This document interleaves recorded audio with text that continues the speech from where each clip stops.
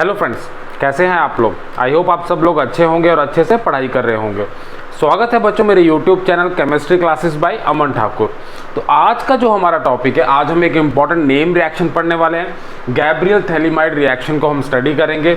अभी हम अमीन की प्रिपरेशन करें। अमीन की प्रिपरेशन की इस सीरीज़ में ये नेक्स्ट लेक्चर है, जो एक ऑर्गेनिक केमिस्ट्री का नेम रिएक्शन है, गैब्रियल थैलीमाइड रिएक्शन।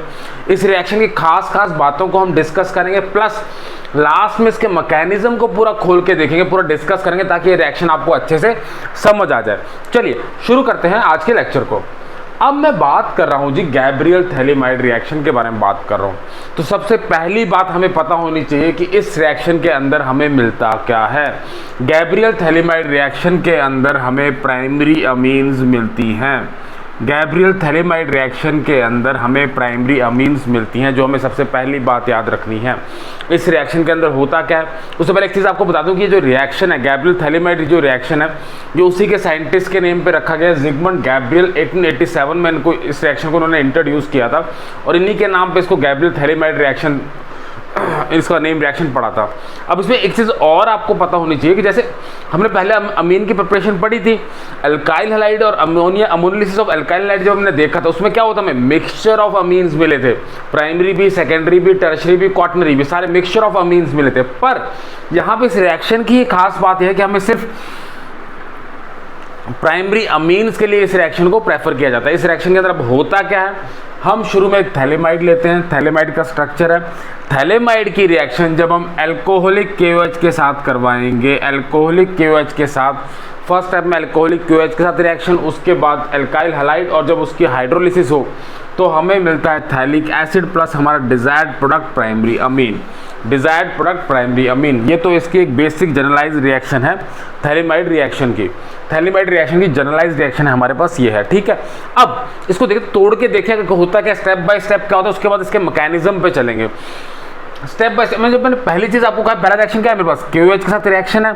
थैलीमाइड की जब KOH के साथ रिएक्शन होगी, कौन सा KOH यूज करेंगे हम, एक्वस KOH यूज नहीं करते, हम करते हैं अल्कोहलिक KOH यूज करते हैं, क्योंकि वो और स्ट्रॉन्ग बेस होता है, और स्ट्रॉन्ग बेस होता है, ऑर्गेनिक बेस और स्ट्रॉन्ग होता है as compared to aqueous KOH। Alcoholic KOH जो है वो ज़्यादा स्ट्रॉन्ग बेस होता है। हमारे पास पोटेशियम थैलीमाइड मिलता है, पोटेशियम थैलीमाइड मिलता है। अब ये जो पोटेशियम थैलीमाइड है, ध्यान दीजिएगा बच्चों, जो पोटेशियम थैलीमाइड है, यहाँ पे क्या है मेरे पास, अल्काइल हैलाइड, यहाँ पे क्या है, अल्काइल हैलाइड, और ये है पोटेशियम थैलीमाइड।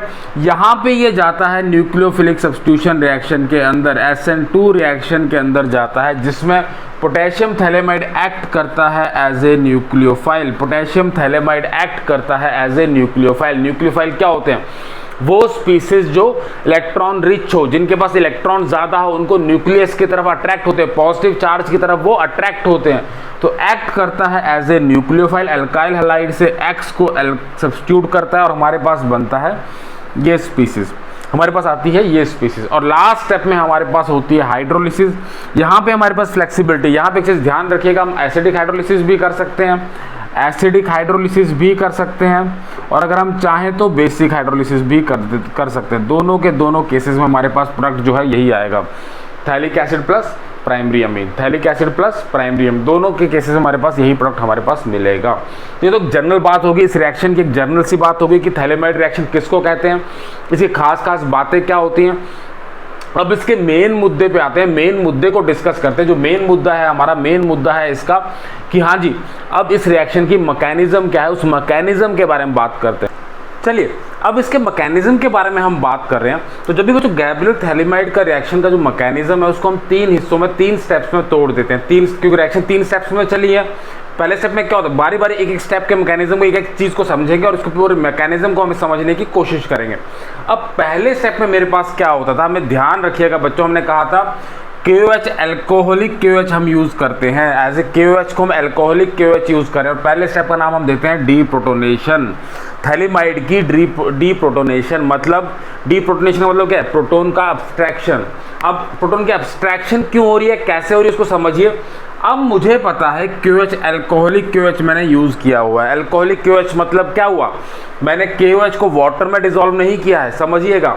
जो KOH है उसको मैंने वाटर में डिज़ोल्व नहीं किया है, KOH को मैंने डिज़ोल्व किया है अल्कोहल के अंदर। KOH को मैंने डिज़ोल्व किया है अल्कोहल के अंदर।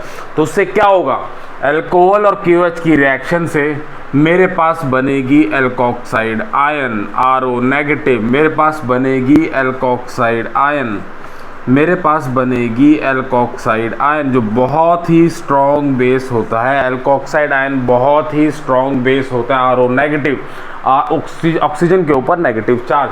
मेरे पास एल्कोक्साइड आयन बनती है अल्कोहलिक KOH यूज़ करने की वजह से। KOH प्लस ROH की रिएक्शन से मुझे मिलता है RO negative alkoxide ion, alkoxide ion RO negative plus K positive plus water. इस रिएक्शन की वजह से मेरे पास आता है एल्कोक्साइड आयन। एल्कोक्साइड आयन की खास बात क्या होती है, बहुत ही स्ट्रॉन्ग बेस है, ये प्रोटॉन एब्स्ट्रैक्शन के लिए यूज होता है। एल्कोक्साइड आयन हमारे पास क्या करें, O के पास है नेगेटिव चार्ज, एक बॉन्ड में इलेक्ट्रॉन दो, एक बॉन्ड में इलेक्ट्रॉन दो। ये O नेगेटिव इस H से कहेगा भाई साहब इलेक्ट्रॉन आप मेरे से लीजिए, इलेक्ट्रॉन आप मेरे से लीजिए और मेरे साथ जुड़ के आ जाइए, प्रोटॉन एब्स्ट्रैक्शन मेरे साथ कर लीजिए। तो प्रोटॉन एब्स्ट्रैक्शन होने के बाद मेरे पास क्या बचेगा, प्रोटॉन एब्स्ट्रैक्शन होने के बाद मेरे पास बचा यहाँ पे बेंजीन रिंग,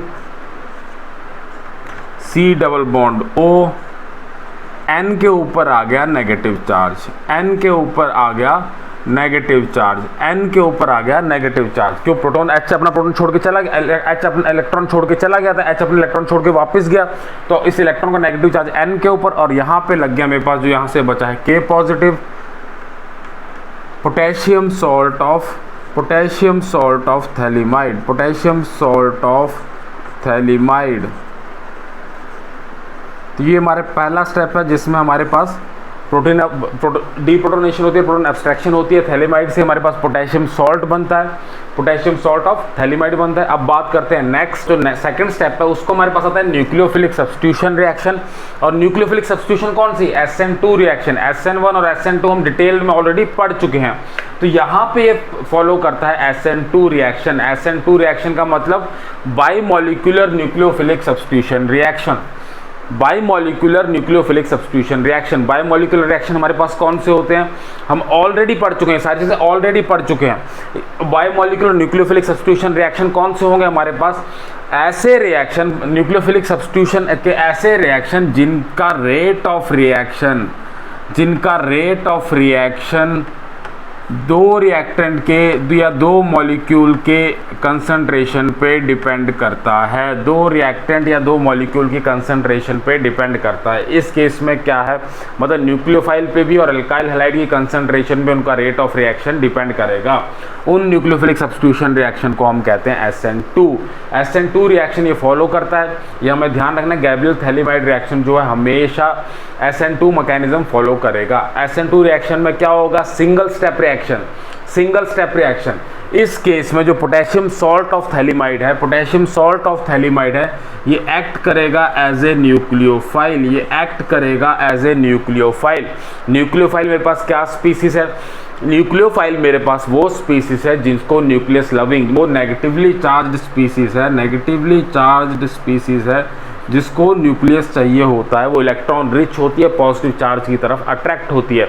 हमें पता है न्यूक्लियस जो है पॉजिटिवली चार्ज है, तो न्यूक्लियोफाइल मेरे पास वो स्पीसीज है जो पॉजिटिव चार्ज की तरफ अट्रैक्ट हो रही है या न्यूक्लियस की तरफ अट्रैक्ट हो रही है। अब इस केस में ये मेरे पास न्यूक्लियोफाइल है।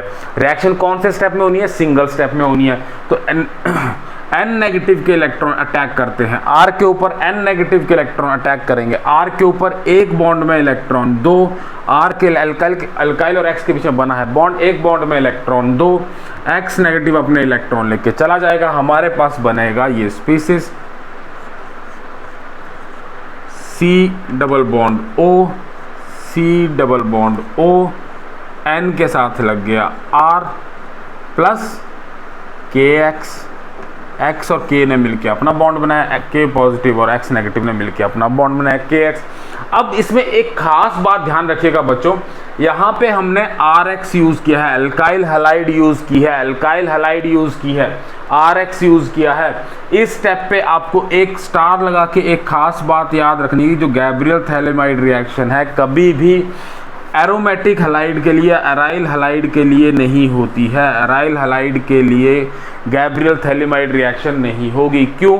जो अराइल हलाइड हैं वो न्यूक्लियोफिलिक सब्स्टिट्यूशन रिएक्शन नहीं देते हैं, न्यूक्लियोफिलिक सब्स्टिट्यूशन रिएक्शन नहीं देते हैं, तो ये रिएक्शन प्रोसीड ही नहीं करेगी। अगर अल्काइल हलाइड की जगह पे यहाँ पे ARX होगा तो वो रिएक्शन प्रोसीड ही नहीं करेगी, या टर्शरी हलाइड होगी तो अल्काइल हलाइड होगी तो भी नहीं प्रोसीड करेगी। सबसे ज़्यादा रेडिली रिएक्शन कौन सा जाएगा? हमें पता है SN1 रिएक्शन की, सॉरी SN2 रिएक्शन की रेट ऑफ रिएक्टिविटी क्या होती है? सबसे ज़्यादा रिएक्टिव प्राइमरी, उसके बाद सेकेंडरी हलाइड, उसके least reactive tertiary halide.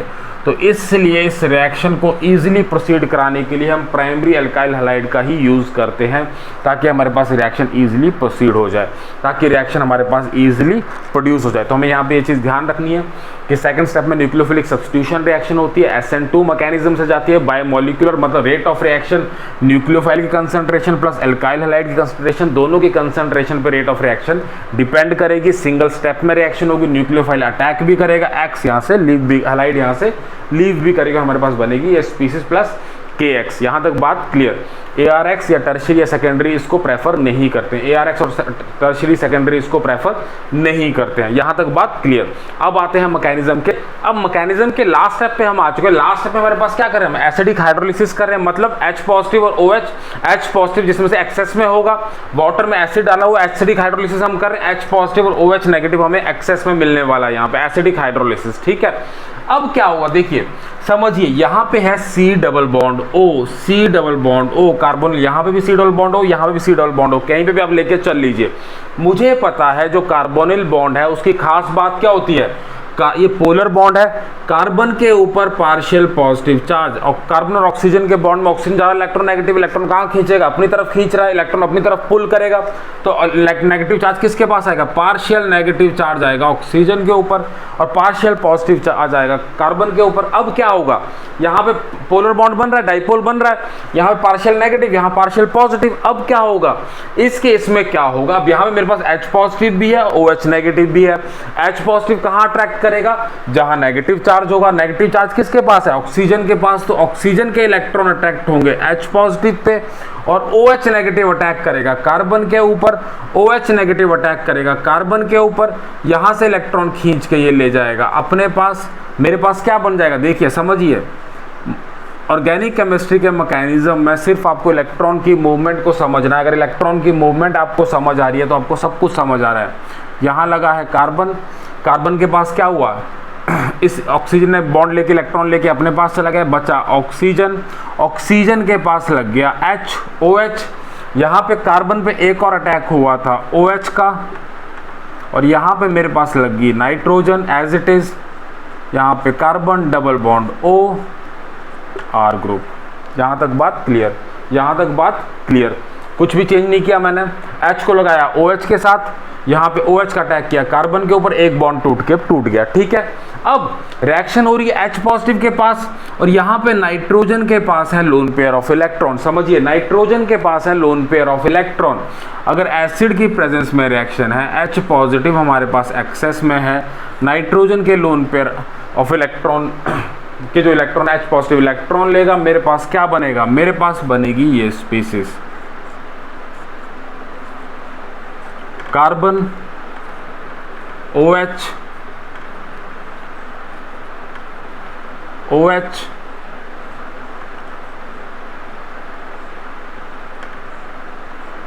C double bond O, इसको मैं लिख देता हूँ H और R। नाइट्रोजन के ऊपर आ गया पॉजिटिव चार्ज, नाइट्रोजन के ऊपर आ गया पॉजिटिव चार्ज, उसने अपने इलेक्ट्रॉन दिए हैं H पॉजिटिव को, NH लगा यहाँ पे आ गया पॉजिटिव चार्ज। यहाँ तक बात क्लियर, सिंपल, कोई दिक्कत नहीं। यहाँ तक बात क्लियर, सिंपल, कोई दिक्कत नहीं। अब क्या होगा, अब इस नाइट्रोजन के ऊपर जब पॉजिटिव चार्ज आ रहा है, नाइट्रोजन के ऊपर जब पॉजिटिव चार्ज इस नाइट्रोजन के ऊपर आ रहा है, तो क्या कहेगा, ये भाई इस कार्बन से कहेगा एक बॉन्ड में इलेक्ट्रॉन दो, एक बॉन्ड में इलेक्ट्रॉन दो। इस कार्बन से कहेगा भाई मेरे ऊपर पॉजिटिव चार्ज आ रहा है, अपने इलेक्ट्रॉन तो मैं यहां से वापस दे दो, मैं बॉन्ड में पार्टिसिपेट नहीं कर रहा हूं, मैं इलेक्ट्रॉन आपसे ले रहा हूं, अब जैसे ही इस कार्बन के इलेक्ट्रॉन यहां से नाइट्रोजन लेगा, इसके पास इलेक्ट्रॉन की शॉर्टेज होगी तो इसको कहां दिखेंगे, ऑक्सीजन के लोन पेयर ऑफ इलेक्ट्रॉन इसको दिखेंगे, लोन पेयर ऑफ इलेक्ट्रॉन ये यहां से लेगा, मेरे पास क्या बनेगा, मेरे पास बनेगी ये स्पीसीज,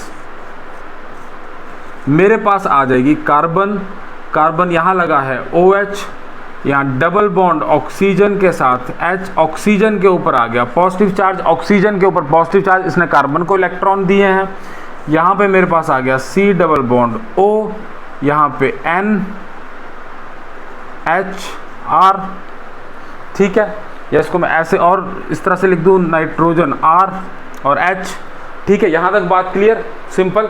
अब मेरे पास आ गई ये स्पीसीज, अब क्या होगा, इसके आगे क्या होगा, अब इस ऑक्सीजन के ऊपर पॉजिटिव चार्ज आ गया, इस ऑक्सीजन के ऊपर पॉजिटिव चार्ज आ गया, अब ये इस ऑक्सीजन इस हाइड्रोजन से कहेगा भाई मैं आपको इलेक्ट्रॉन नहीं दे सकता, इस बॉन्ड में दो इलेक्ट्रॉन, मैं आपको इलेक्ट्रॉन नहीं दे सकता, मेरे पास है पॉजिटिव चार्ज, मैं ये इलेक्ट्रॉन आपको नहीं दे सकता, अपना जुगाड़ कहीं और देख लो, अपना जुगाड़ आप कहीं और देख लो। तो ये कि भाई साहब क्या करेंगे, ये भाई साहब कहेंगे यहाँ दिखेगा नाइट्रोजन के लोन पेयर ऑफ इलेक्ट्रॉन, अब ये कहेगा ये ऑक्सीजन के ऊपर पॉजिटिव चार्ज है, ये तो मुझे इलेक्ट्रॉन दे नहीं रहा है, तो मैं एक काम करता हूँ, इलेक्ट्रॉन लेता हूँ नाइट्रोजन से, और मेरे पास आ गई ये स्पीसीज,